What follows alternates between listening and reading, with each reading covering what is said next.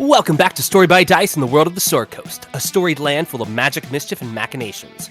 We are an anthology actual play tabletop role-playing podcast that releases episodes the first and third Monday of every month. I will be your dungeon master. My name is Dallas. Hi, I'm Ariana. I'm going to be playing Elwyn Keenfellow, the halfling artificer.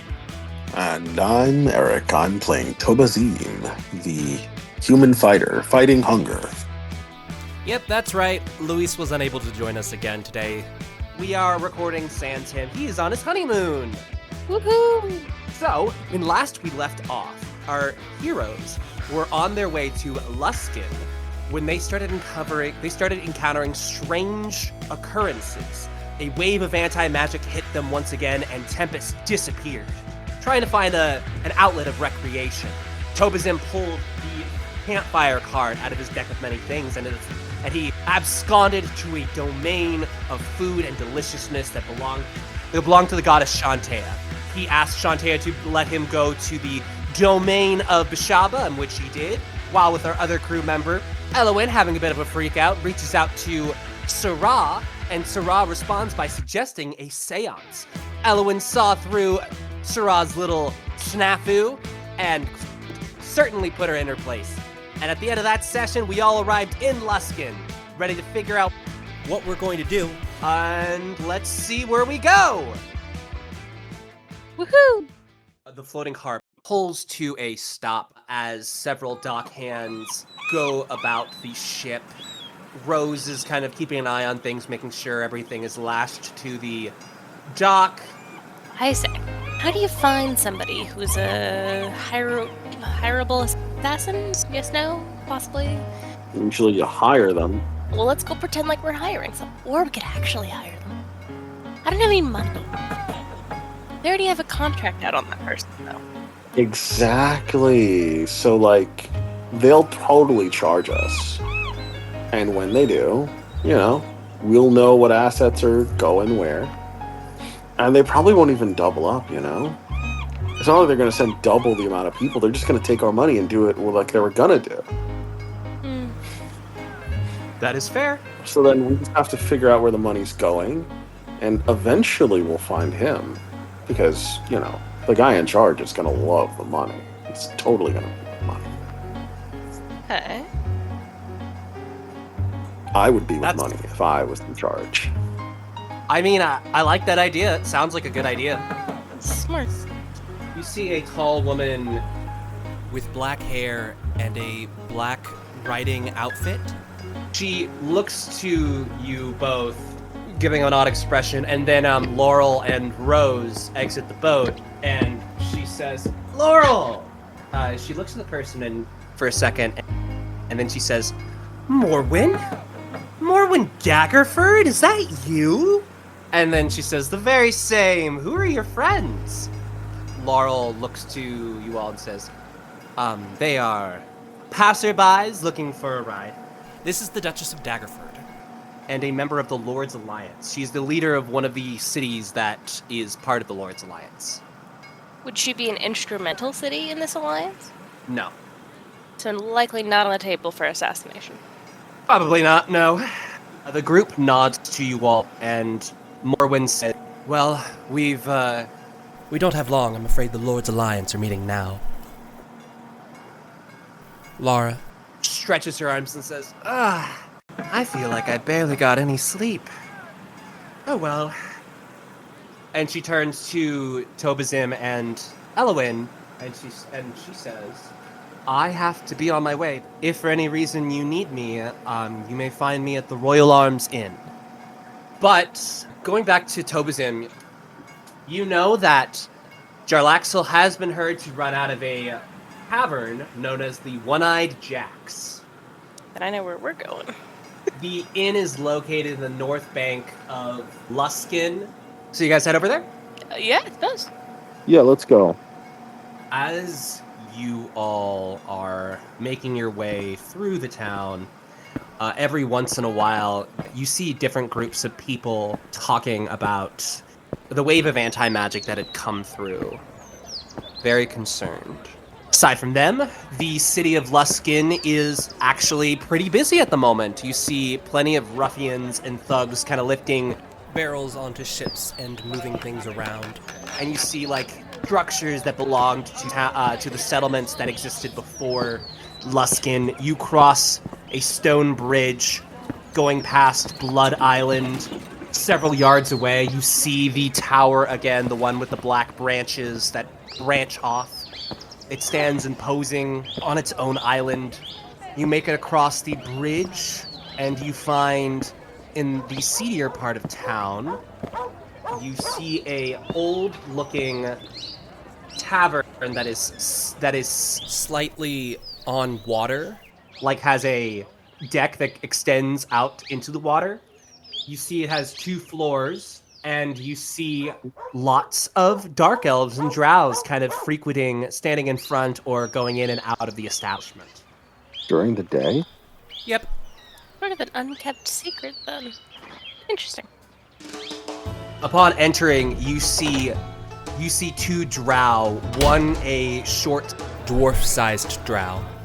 in the midst of kind of wrapping this tall, skinny drow to the ground. They're both like shirtless and barrel-chested, and he's got him pinned, and you hear a 1, 2, 3, and then the skinny drow says, "I yield," and the short drow lets him go and wipes his hands. In this establishment, you see just several drow playing cards, sharing tales, drinking. Every so often, they would go up into the second floor with a pretty-looking maiden. But aside from that, nothing else seems out of the obvious. What do you guys do? So who do we approach? Who looks the most eye-coordinate assassin? Let's look for that mysterious dude in the corner. There must be a guy there, yes? There's always a shadowy dude in a shadowy corner, right? Yeah, no? There is a shadowy dude in the corner. Which one do you want to try? Shadowy dude first? Shadowy dude? And if not, we go upstairs. Okay, there you go. I approach the shadowy dude in the corner. Very confidently behind him. You see he's got a lovely spread of food in front of him. He beckons you to sit down. Oh my god, that looks amazing. Once you sit down, he looks to the barmaid and says, "Food's on them!" And he gets up and he runs out. Oh, I can totally just tackle this guy, right? Or trip Oh, him? yeah, absolutely. That's 18, unless I add proficiency, in which case it'd be 20. 18 is more than enough to stop him as he yells, "They're paying for this." He gets up, he gets over, and starts running out the door, and you immediately trip him. And as you do, you see he's wearing a green cloak. You've got this old man with gray hair that kind of covers his eyes to the point where it's kind of like how the eyes are inferred that he has them, you just can't see them. Yeah? And he's got a bushy white beard. Ah! Let go of me, you heathen! I am A royal! of the finest of Neverember himself. Let go of me now, peasant. well then you can pay for your own food. Yeah, man. I can't be troubled with that. Let me go now. I'm just gonna sit on him. I will say he's probably the only human in the bar, well, aside from some of the staff, but everybody else is a drow. They're all looking at you. Does anyone know this guy? I call out. Several of them roll their eyes or shrug. Serena, a ginger-haired woman manning the bar, says, "Oi, that's Ulfin. He's a bit of a wild one. Best not listen to what he has to say. He's claimed more than once that he is a descendant of Shar himself, which probably isn't the brightest of ideas, but doesn't look like the brightest flame in the old candlewick." So I'll just leave this to you guys then. And I'm just gonna get up off. Put him back in his chair in the corner. Yeah. Unhand me, brigand. Ah! Let me go. He was put right back in the corner where he was. You rapscallion! I shan't be paying for this food. It was poisoned by my enemies, by my constituents. I'm just gonna walk away. Let's go upstairs. Upstairs? You both walk upstairs, and you see it's a little less crowded up here, but you see more women up, and they're on the scandily clad. One of them, a dwarf girl, goes up to Tobazin and she says, "Oi, fancy rolling the hay?" Oh, no, not right now. Pity. And what about you, halfling? Do you do magic? Not particularly. Why? I have no interest. Moving on. Oh, jeez. She's awkward. Don't mind her. The only experimentation I do is with magic, so I'm not doing anything. Yep. After you say that, Elwyn, a female purple-skinned tiefling smoking a cigarette is leaning against your door and says, "Did I hear you're interested in magic?" Oh. No, she's not that kind of magic. We're not here for that kind of magic. She kind of slowly, bodily walks towards you and says, "Oh, I can assure you, my services are truly magical. And I do provide my own spells." For the audience's sake, I'd like to clarify that Elowen is entirely asexual, so she is just like... What part of you do you think is the most magical? I'm gonna grab Elwyn. She's a small creature. Yeah. So I'm just gonna pick her up and be like, you're not old enough for this. We're I guess is that all that's upstairs? Give me an investigation roll. It's a 20. Dirty. Elowen's not being helpful whilst you were, I assume, carrying her like a sack of potatoes. Yes. She's really like, I'm thinking that her magic might come from her blood. It could be an interesting thing to... So, I mean, blood comes from there, but no. That's not the magic she's selling. Tobazin, you scan the environment and you see that it's it seems to be a pretty normal tavern, which strikes you as odd until you do notice that whenever a drow starts to walk around to the bar in the back, there is a look from other drow as weapons kind of they grab their weapons real quick and they stop. You could determine that to be they're taking care of her, but there's something about it that feels a little bit more like there's something more there. What if? Elwyn, we gotta get down there. It seems like there's a place behind the bar. It's probably where you can find more information. I guess we could talk to the barmaid about it. I guess we'll walk down. I'll let you down at some point. I'll be like, "Hey, Elwyn." Ever been in a relationship, like ever? Like with another person, a romantic relationship? Sounds like a waste of time. Really? I spend my time in the lab, if I have a lab. Why? I'm just wondering. You know? Like, you've ever had feelings for another person? You know, someone who's not related to you. On that note, Syrah cuts in and says, "What about you, Tobazin? You ever been in a relationship?" Yes. Well, obviously, he's getting down with the god whose kisses leave wounds. This is, I think, one of like the topics where Elowen she's very smart. Not in this subject. She's like, "What, dude?" You guys make it to the bar. Excuse me, ma'am. Yeah, sorry about Ulfin. He is not typically this rowdy. We've come here on business. I'd like to see the back room. Who you know? Yeah. Why should I let you?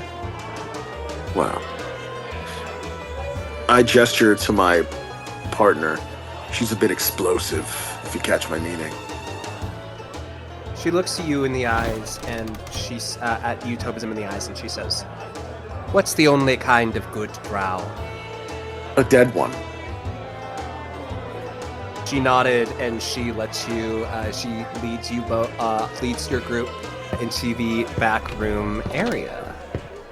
You see the back room. It's kind of stark. There are several barrels of different ales and casks all around. Nothing seems worth protecting until she says the words "Banra." And as she does, a slit into the floor of the room, a kind of staircase descends. I must warn you, Mr. Banra is quite an odd fella. But today of all days, he's a bit more on the tetchier side. Just follow this pathway until you enter into the cavern. Ask for Jarlaxle, you will be placed in the right way. Be careful, there is a gathering happening. Oh? Quite a few wanted to see Jarlaxle today. There's a... Things are changing. Influx of killable people. Yeah, best be on your way. All right. Yeah. And now, a brief word from our dungeon master. Hello, my name is Dallas of Dallas and Dragons. If you've been enjoying my dungeon mastering and you're looking to start your own campaign, I'm available for hire. I'm based in Georgia and I also run games online through Discord. Whether you're brand new or a seasoned group, I'd love to help bring your story to life. Should you want to book me, you can find me on Instagram, TikTok, and Blue Sky under Dallas and Dragons. Dallas and Dragons, let your journey begin. You want even more tabletop chaos? Check out Dungeons and Delusions on Twitch. They're currently playing Baldur's Gate Descended to Avernus every week from 7 to 10:30, and our own player Luis narrates the adventure. That's Dungeons, the letter N, Delusions. See you there. Now, back to the action.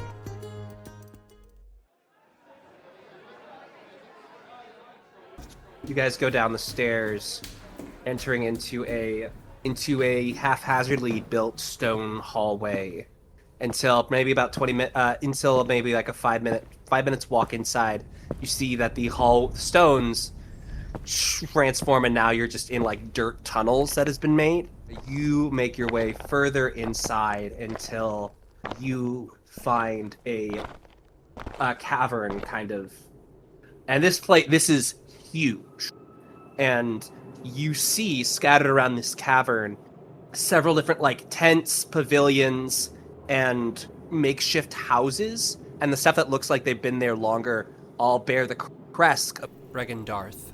Aside from that, you also see a large group of people that are in kind of the center of the Chamber. where a platform stands. Nobody's on top of the platform yet, but you just see a lot of people kind of gathering in like a mob formation.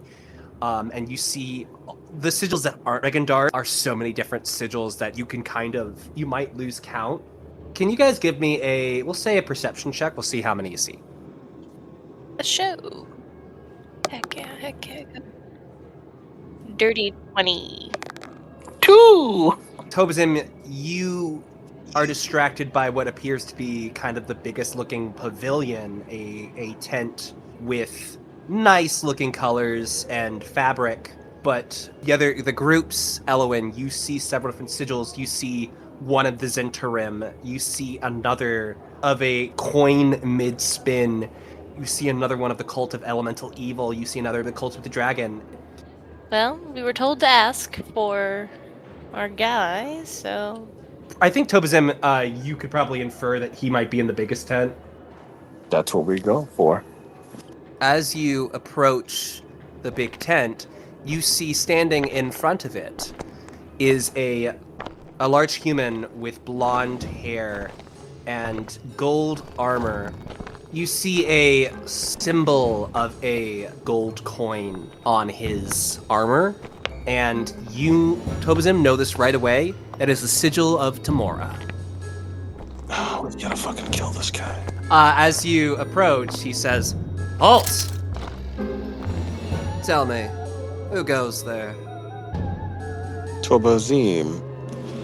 I'm here to see Jarlaxle. And Halfling? But you can call me. I am afraid Jarlaxle is not receiving visitors at the moment. He's got a big speech he's got to make. We'd like to make use of his services. Oh, do you now? So if he's interested, I guess we can find an opening. It does sound promising. Tell you what. He reaches into a side satchel he has. Heads or tails? If your cause is fate, then Tamora will bless you. I'm gonna take my coin and be like, so you're saying if we win, we get to see the man today? That's right. Yeah. Luck of the gods. Or unluck. Could make your own luck, you know. and blaspheme her holiness? No.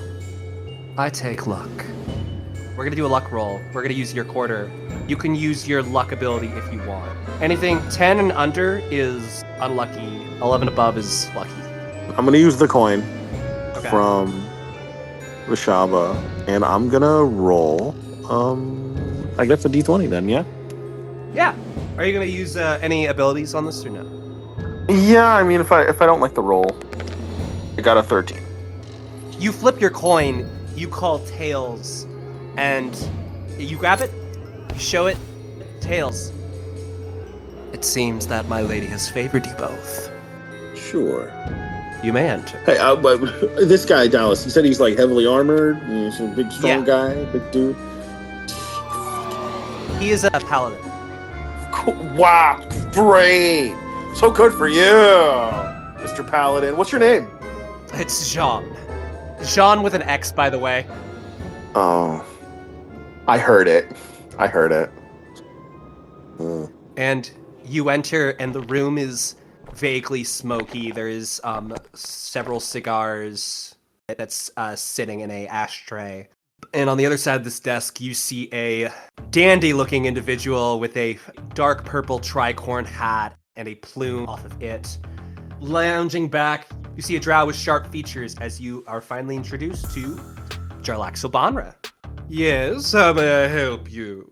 Hello, sir. We have, Somebody we really want dead. yes. And pray tell, who might that be? Well, Varja Blackstaff. The Blackstaff, eh? Yeah. That comes at quite a heavy cost. Does it? Afraid so. Higher the target, higher the value. Business 101. It sounds like you don't want to mince words. Period. Well, I suppose 5,000 gold will cover it. 5,000. Half up front now, half when the mission is successfully completed. I understand you have a reputation for these sort of things. Oh, well, of course, we are brigand up. However, in the light of your failure, what sort of guarantees can I receive here? You're not gonna give me up, are you? What? His foot kind of, like he's lounging back and his foot scrapes against the desk and kind of hits the ground when you say failure. My what? Not your specific failure, but the failure of those beneath you, under your command. They can't possibly be as proficient as you. Otherwise, they'd be in charge. What happens if they fail? Then they are punished. Well, what do we get? They get punishment, of course, but would there be 2,500 gold down the drain? Would it not? Lost investments, I'm afraid. What sort of team will you be sending for this? Or is this like a one-man job? I'd imagine the Blackstaff will require a team. Just make sure you have half your payment now. I'm afraid I'm rather curious. Well, you know what they say about curiosity. It killed. Aren't you a clever one? What will you use to kill her? He eyes you both, and he stops lunging. He gets up onto his feet, and he moves to the front of the desk and lounges back, and says, "If you don't mind a little bit of curiosity, what did she do to you?" She's threatened to kill me. Has she now? In a most unusual way. He thinks for a second and says, I would trap her in an anti-magic field, shrink her, put her in a bottle, show my client that I have her, and I leave them to her. Unless they want her killed right then and there, in which case I'd step on her. Does that answer your question?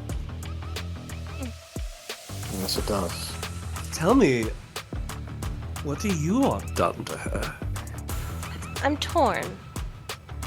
Part of me wants to dissect her. The other part is curious to see what happens if she were to blow up. Have you ever considered employment? Suppose. So, I'm not seeing any payment.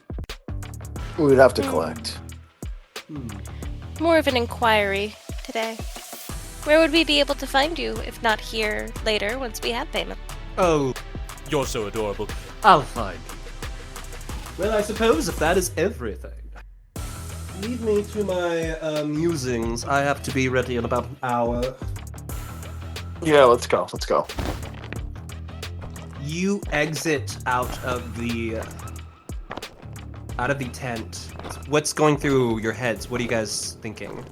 You do pass by Jean on the way out. Yeah. I disregard him. Here's my thought.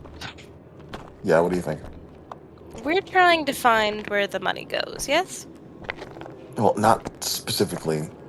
We know two things. Jarlaxle, unless he was lying, in which case, I mean, he could have been. But if he was telling the truth, I don't think he specifically sent those guys to kill her. Perhaps she wasn't the target. Perhaps it was Murph. Maybe. That or he was way overhyping all of that. Maybe. But also, there's only so many people in town, at least, who would have the money to. And unless he's got some sort of teleporter, like the Red Wizards, there has to be a person in town with the rest of his money. We need to find someone, lots of cash on hand, someone who's gonna pay Jarlaxle. Who really wants either her or Murph dead. But Murph's right here, so maybe they'll just come to us.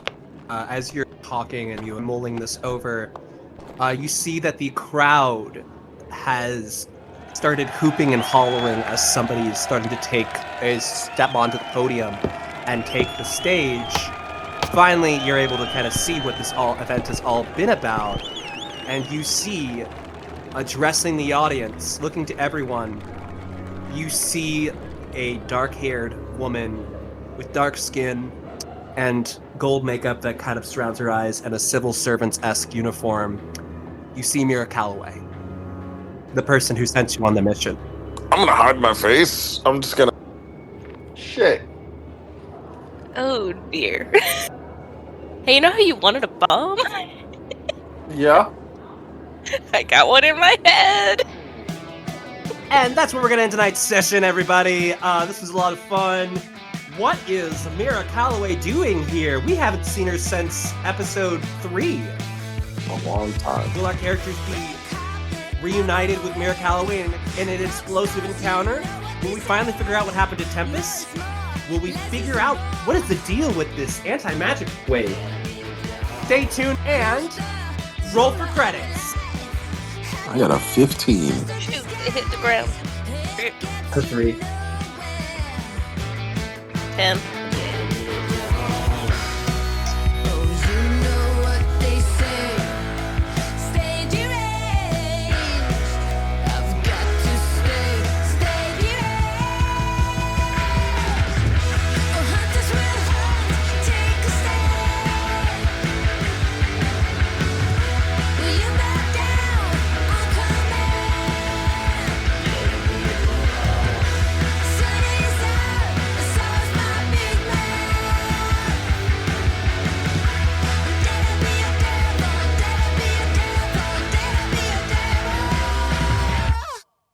Next time on Story by Dice.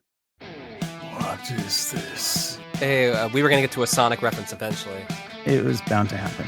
You betrayed me for bread. It was just a lapse of judgment, that's all. Crying, cheering, one or the other. Either's fine. How about a quick pop quiz, Tempus?